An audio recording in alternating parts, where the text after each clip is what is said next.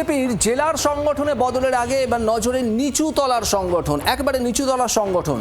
সেখানে নজর তোলাবাজি রুখতে দলের শৃঙ্খলার পাঠ পড়াতে বিশেষ প্রশিক্ষণ শিবির।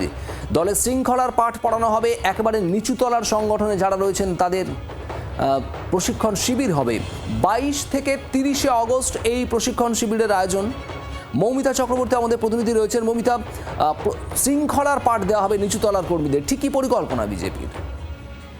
দেখো, 100 দিন হতে চলেছে বিজেপি তাদের সরকার প্রতিষ্ঠা করেছে এবং বাংলায় বিজেপির এই সরকার প্রতিষ্ঠা খুব স্বাভাবিকভাবেই বঙ্গ বিজেপির কাছে একটা বড় স্বপ্ন ছিল এবং তারা তাদের প্রত্যাশা পূরণের সবার প্রত্যাশা পূরণের চেষ্টা করছেন। কিন্তু সংগঠন যদি ঠিক না থাকে তবে সরকার চালানোর ক্ষেত্রেও তো বেশ কিছু প্রশ্ন ওঠে। সংগঠন সেক্ষেত্রে মূল জায়গা, সংগঠনের কাজে কোন রকম ঢিলেমিজে বরদাস্ত করা হবে না, সেটা সুনীল বানসাল, শ্রমিক ভট্টাচার্যরা আগেই ক্লিয়ার করেছেন এবং কঠোর নির্দেশিকা দিয়েছেন।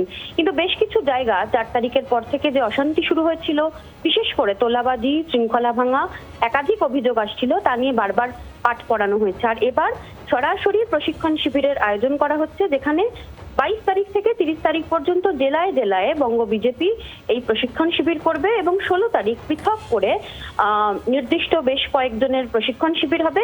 যারা জেলায় জেলায় গিয়ে এই প্রশিক্ষণ শিবিরের কাজ করাবেন তাদের 22 থেকে 30 তারিখ পর্যন্ত এই প্রশিক্ষণ শিবির।